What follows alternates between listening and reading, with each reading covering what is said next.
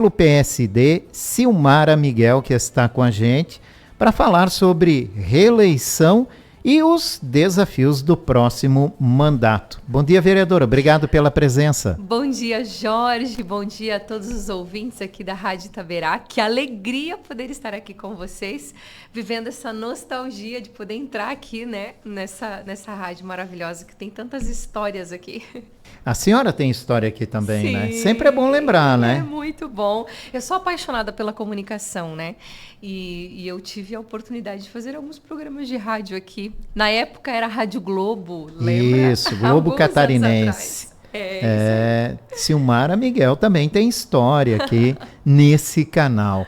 Bom, vereadora, como é que foi essa eleição para a senhora? Porque havia um desafio muito grande, não só da senhora, mas de todos os parlamentares em busca da reeleição. Alguns não conseguiram, né? Antes de começar esse período eleitoral, já se falava muito das dificuldades que seriam e a necessidade de se ampliar a votação, né? Como é que a senhora analisa todo esse processo esse ano? Jorge, nós fizemos... a primeira eleição foi feita... Eu ganhei 1.961 votos. E assim, ó, quando você vai para uma reeleição, existe um grande desafio, porque agora as pessoas vão avaliar o seu trabalho e vão aprovar ou não você na urna. Então, nós fizemos e assim, foi um grande desafio, por quê? Porque nossa dificuldade era a legenda, a gente tinha o desafio que tinham muitas pessoas, inclusive do próprio segmento, disputando a eleição. A gente tinha, eu em particular, eu tinha, assim, muitas dificuldades e muitos desafios. E eu estava acreditando que as pessoas reconheceriam o trabalho que a gente fez. Tanto é que, em momento algum, eu disse, não vou te pedir voto, eu peço que você avalie o que nós já fizemos. Se você, como meu patrão, como minha patroa, achar que eu devo continuar, eu não vou dizer para você que agora eu vou começar a fazer, não, eu quero continuar o que eu já venho fazendo. Se você acha que eu devo continuar como meu patrão, aí eu peço que você me apoie com o voto. Mas primeiro eu quero que você analise. Então, foi um desafio. Mas, sabe, Jorge, assim, nós fizemos agora 4.131 votos, só que com gosto de 10 mil votos. Nós não compramos um único voto. E assim, ó, porque existe isso? Existe muito, muito isso. Não compramos um único voto, não negociamos a votação. E assim, teve pessoas, eu tive muitos pedidos, olha, manda pra gente um tanque de gasolina que a gente vai, nem respondia a essas pessoas. A gente, assim, ó, pecou por excesso de cuidado do que por falta dele. Então, assim, eu falei, gente, nós queremos o voto orgânico, que as pessoas acreditaram no nosso trabalho e acreditam que a gente pode continuar fazendo. Mas foi um desafio, porque até assim, os 45 do segundo tempo, a gente dizia assim, olha, a gente está com uma baita votação, mas a gente não atingiu legenda. Vamos lá, gente, calma que nós vamos celebrar só quando a gente vê que realmente nós conseguimos entrar, porque a legenda assim, era um desafio, né? A gente não sabia quantos votos a legenda inteira ia fazer e era um desafio. Não só a reeleição, mas também o desafio do próprio partido, né? Sim. O próprio partido teve um grande desafio nessa eleição, né? Sim, até porque um baita vereador e um grande candidato que nós tínhamos dentro do partido, que era o alemão, acabou indo para vice-prefeito, né? Então, assim, essa deu aquela quebrada na nossa legenda. Então, assim, falei, realmente, agora nós temos um desafio bem grande pela frente. Eu não tive a oportunidade de conversar com a senhora durante todo o processo eleitoral e até antes dele, nas Sim. negociações. O partido chegou a conversar com a senhora para a senhora ser vice do Odair Tramontim. Sim. Nessa chapa majoritária, e a senhora preferiu continuar buscando uma vaga, né, a reeleição para a Câmara de Vereadores. O que pesou na decisão da senhora? Eu entendo que a política ela tem que ser um projeto. Ela não pode ser uma promoção pessoal. E hoje eu digo que a política não é sobre mim, é sobre o que nós fazemos. E não pode ser uma promoção pessoal.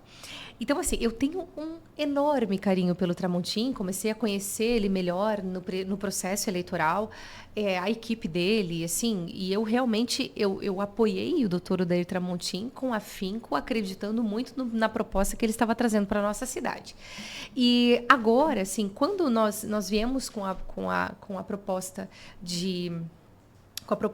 quando eu recebi a proposta de ser vice, ela acabou vindo um pouquinho tardia para mim, porque, vamos lá, eu estou vereadora e eu fui lançada por um segmento.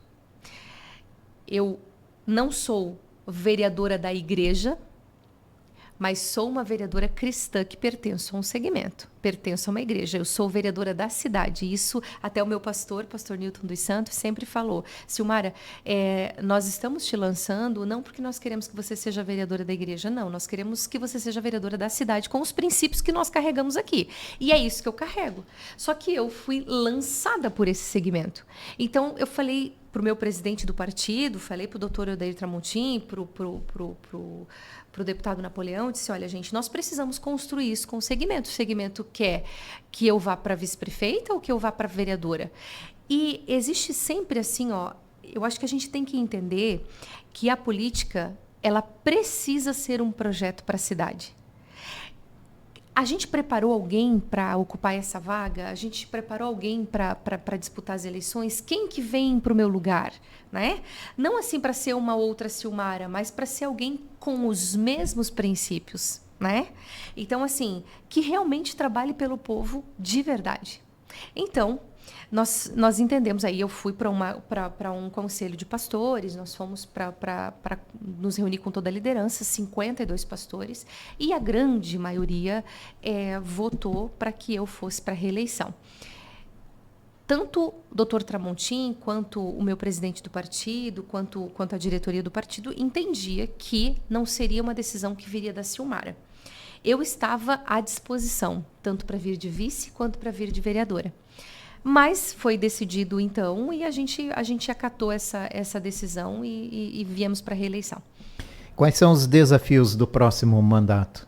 A gente tem alguns, né? A gente tem alguns. Eu quero continuar fazendo. Você sabe que eu trabalho pela família. Eu acredito na família. Ela é a célula máter da sociedade. E quando nós temos famílias desestruturadas, nós temos uma base, que é a base, nós temos uma sociedade que acaba se desestruturando. Então, a gente tem trabalhado muito políticas públicas para a família. Por que para a família? Porque quando você fala da família, você atinge da criança ao idoso. E você atingindo da criança ao idoso, você trabalha para toda uma sociedade. Então, assim, a gente tem alguns projetos que a gente está encabeçando, alguns que a gente, nesse ano, está finalizando para pôr algumas coisas em práticas no ano que vem, mas a gente está trabalhando muito políticas públicas para a família, e a gente está... E eu tenho, assim, eu tenho no meu coração, Jorge, que nós precisamos trabalhar para resolver a raiz do problema. Nós precisamos politizar as pessoas, Jorge. A gente precisa ensinar política para as pessoas. A política, ela não é corrupção. A politicagem é corrupção. A política, ela é simples. É você trabalhar para um bem comum. É você trabalhar em prol de uma sociedade que entende que, assim, gente, é a grande casa, a cidade é a grande casa onde todos os que habitam nela, cada um tem seus direitos e deveres. Então, a gente tem trabalhado muito nesse viés. E também, assim... o gabinete do vereador, ele não pode ser, Jorge, aquele gabinete que dá o jeitinho, que fura a fila, que faz que dá uma caçamba de barro, como a gente vê, que faz algumas coisas que não é o papel do vereador. Porque se está faltando atendimento médico para essa pessoa, eu preciso saber o que está acontecendo com a saúde da minha cidade e qual é a forma que eu, como parlamentar, posso contribuir para que a gente possa trazer, de fato, a solução, não para ajudar só uma pessoa, mas toda a comunidade. Então, assim, a gente tem trabalhado políticas públicas e agora a gente vai ter algumas novidades que eu vou compartilhar com você aí a partir do ano que vem. Quero voltar aqui para falar sobre isso com você, mas a gente tem, assim, de forma muito otimista, olhado para o futuro.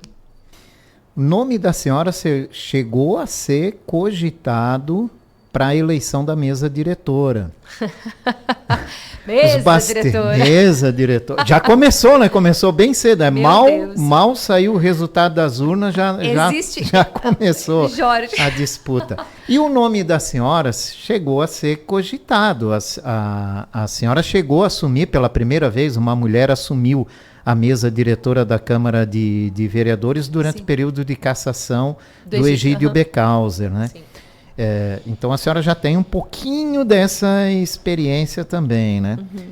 Ter o nome falado já é um orgulho para a senhora? Com certeza, com certeza. A senhora trabalharia por isso?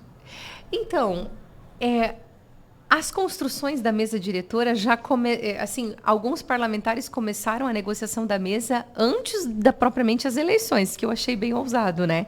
Sempre né? Até porque você não sabia quem voltaria para a Câmara, né? Mas assim, existe sim muitas conversas de corredor, tem muitas pessoas organizando, e sim, nós estamos sentando, conversando, analisando. A gente entende que existe sim uma possibilidade. Eu acho que nós temos a possibilidade de representar um grande grupo, que são as mulheres, mas eu nunca usei desse artifício. Porque eu sou mulher, eu preciso ocupar esse lugar. Não. As pessoas que ocupam os lugares, elas precisam ocupar por competência. Não por causa de um gênero, porque agora a gente segrega muito a população, né? A gente separa em grupos e daí é complicado porque nós somos seres humanos e ponto. Mas assim, poder a gente fazer história, né? Como a primeira mulher assumindo, já foi uma honra para nós. Eu fiquei como vice-presidente do Egídio pelos quase 2 anos, e daí assumi por 3 vezes a Câmara como presidente interina.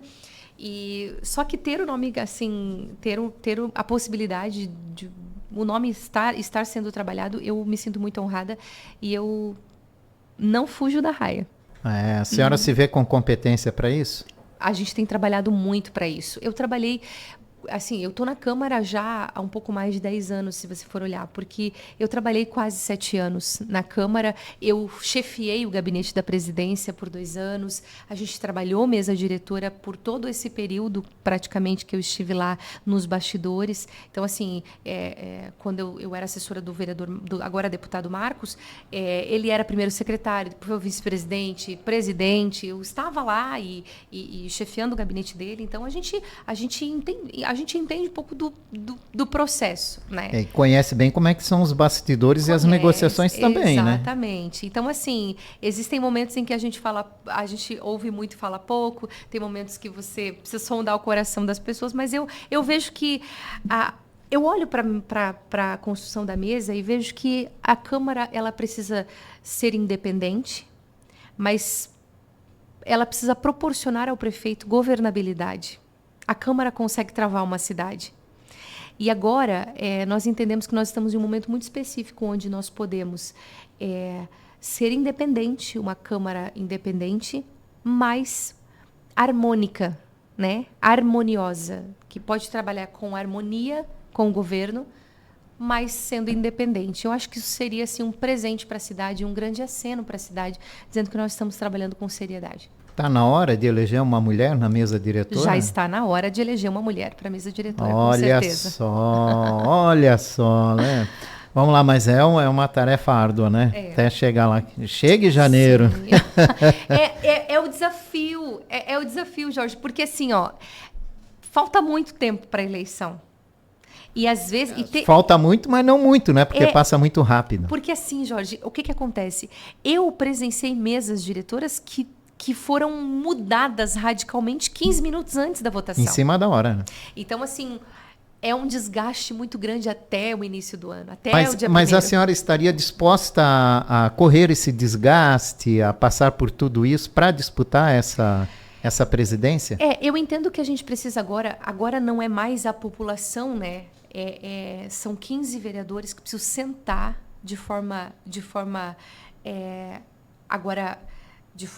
com razão, né? Com a razão, de forma muito racional, e entender que a gente precisa dar alguns avanços à Câmara, e a gente entende que existem alguns nomes, eu não estou falando só do meu nome, existem alguns nomes que poderiam ser grandes opções excelentes para a Câmara. Então, assim, vamos ver os próximos capítulos dessa novela. Eu queria saber como é que vai ser o comportamento da senhora, porque o partido da senhora foi adversário do prefeito eleito Egídio Ferrari. Como é que a senhora vai se comportar, né, com o novo chefe do executivo a partir de janeiro? A senhora já conversou com o prefeito eleito? Ele me chamou para uma conversa para me dar os parabéns, eu também o parabenizei, porque, na verdade, o que aconteceu nessa eleição foi histórico. Foi histórico o que aconteceu. Primeiro turno, sendo a sequência, né, de um governo, porque a vice-prefeita eleita já está no governo que está finalizando esse ano. Então, assim, foi histórico. Foi histórico. Eu sei separar muito bem, Jorge, o que é um mandato, o que é um processo eleitoral e o que é um novo mandato. Eu sempre tive uma pegada independente. Tanto é que eu participei por pouquíssimo tempo do governo Mário, e agora, no final, eu estava já ainda... voltei na independência, fiquei bem pouco tempo para contribuir, inclusive, com o governo dele, porque nós contribuímos muito com o governo Mário, com pessoas competentes, com boas ideias, com boas soluções para a cidade. Mas nós entendemos que, assim, eu não vou ser oposição ao governo Egídio porque eu estava com o Dr. Tramontim. Nós estávamos em um processo eleitoral e nós vivemos em um país que defende a democracia. Agora nós terminamos o processo eleitoral. O meu maior partido é Blumenau. Eu luto pela minha cidade. Agora nós terminamos o processo eleitoral, agora com essa pegada independente que a gente tem desde o início. Qual é a intenção da gente? Que o Egídio acerte. Eu falei para ele, prefeito, a cidade escolheu você. Eu respeito a democracia, sou defensora da democracia. E eu respeito o senhor como meu prefeito, agora como prefeito da minha cidade. Agora, sim, até foi uma fala que eu, inclusive, lá atrás falei para o prefeito Mário, e agora repeti ao futuro prefeito Egídio, qual é a intenção? A intenção é que a gente trabalhe pela cidade. Eu preciso que ele acerte, porque ele acertando a cidade ganha. Eu preciso que ele vá bem, porque ele indo bem a cidade vai bem. E eu estou trabalhando muito para que a cidade seja beneficiada em todas as suas necessidades, seja atendida, enfim. Então, assim, ser oposição por oposição, eu não vejo, não é nem inteligente para a cidade, não é positivo para a cidade. Então, assim, nós passamos o processo eleitoral, não foi o que eu estava trabalhando para acontecer, não foi porque eu estava trabalhando para o doutor Odair Tramontim, mas o povo escolheu e agora nós respeitaremos a decisão do povo e trabalharemos de forma harmônica, porque nós entendemos que a cidade precisa ir bem e eu não vejo problema nenhum em a gente levantar a cabeça, sacudir a poeira, passar a régua e fechar a conta, como diz, né? É bem isso aí. Ainda restam 2 meses desse mandato, né? Alguma novidade que a senhora pode apresentar nesse período agora de final de ano? Nós acabamos de aprovar um projeto bem importante. Eu trouxe aqui muita coisa que a gente fez, mas eu trouxe para você algo bem quentinho, né?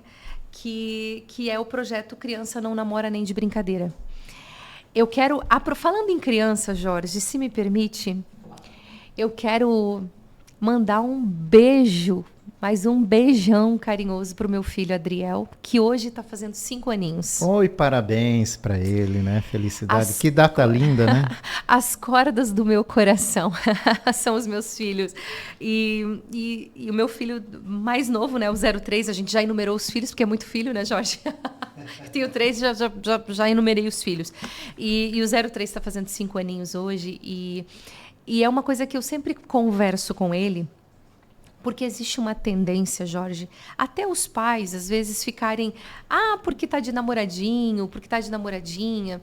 E a gente viu uma crescente muito grande de crianças erotizadas, crianças engravidando, crianças... E daí você vai dizer assim, ó, que radical isso. Sim, mas nós estamos tendo... A gente está na UTI com relação a abuso infantil, a erotização infantil. A gente está na UTI. O Brasil está na UTI com relação a isso.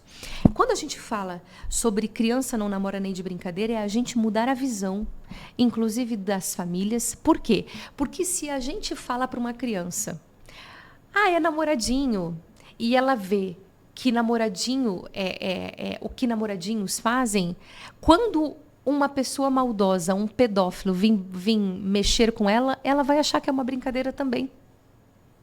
E a gente vê muitos casos assim, que a criança achava, e eu recebi muitos relatos de criança achando, de adultos, dizendo assim, mas quando eu era criança eu achava que era normal, era uma brincadeira, era um carinho, e a gente tem situações bem sérias com relação a isso. Então, a gente vê que nós temos aqui algumas coisas muito importantes, que o número é gravíssimo de abuso infantil e a denúncia é baixíssima. Então, nós começamos a trabalhar essa visão, essa mudança de visão dentro das escolas. Essa é a nossa proposta, para que a gente tenha uma semana de conscientização de que, de fato, criança não namora nem de brincadeira. A gente trabalhar políticas públicas para isso e a gente trabalhar também a mentalidade dos pais. Porque eu sou mãe de 3 meninos, é natural a gente fazer esse tipo de brincadeira. Só que existem limites para as brincadeiras, entende? E a gente precisa trabalhar isso nas crianças e a gente conscientizar as escolas conscientizarem os alunos de que, de fato, existem coisas que nós não podemos negociar. Criança não namora. Eu recebi um relato de, num CI, uma criança namorando com uma outra criança. Os dois namoravam e era 4 anos. Quando chegavam, se beijavam. Quando se despediam, se beijavam. E estava tudo certo para os pais. Isso é um crime contra a infância da criança. É um crime. Então, assim, a criança tem que brincar. A criança tem que brincar. Nós não podemos roubar a infância dessa criança. Então, assim, e se os pais dessa criança orientassem e dissessem, não, criança não namora, nem de brincadeira, a gente teria um outro comportamento. Porque a criança, ela copia muito, né? Ela repete muito o comportamento dos adultos. Então, esse projeto é um projeto muito especial que a gente tem, por causa das muitas e muitas denúncias que a gente tem, de muitos casos que a gente vê. Eu sou uma grande defensora da infância e a gente trabalha junto, em parceria com o Dr. Guilherme Shelby, que é procurador da República, e há mais de 30 anos ele trabalha a proteção da criança, a proteção da infância. Nós fizemos muita mentoria com ele, estamos colocando agora em 2025, é uma pauta que a gente vem com tudo, Jorge, com tudo, a proteção da criança, seja de violação de direitos de qualquer forma. A gente tem trabalhado isso e nós queremos assim, um amparo da população e que a população venha com a gente trabalhar isso, não só dentro de casa, mas nas APPs, nas escolas, na comunidade religiosa, ou enfim, com a vizinhança, trabalhar isso também, que criança não namora nem de brincadeira. Tá certo. Vereadora, obrigado pela participação da senhora, parabéns pela reeleição, né? Obrigada. Um ótimo mandato e, se vier a concorrer a eleição da mesa diretora da Câmara de Vereadores, boa sorte. Obrigada, estamos com o nome à disposição e queremos que a cidade seja priorizada em qualquer tipo de negociação. Obrigada, Jorge, obrigada a todos os teus ouvintes que estão aí acompanhando a gente. O Gabinete 103, ele nunca foi meu, essa cadeira nunca foi minha, ela sempre foi nossa. Então eu quero que vocês se sintam parte desse mandato, porque os parabéns pela eleição não é para mim, é para nós, tá bom? Estou à disposição aí da população. Obrigado. Silmara Miguel, vereadora reeleita pelo PSD, conversou com a gente.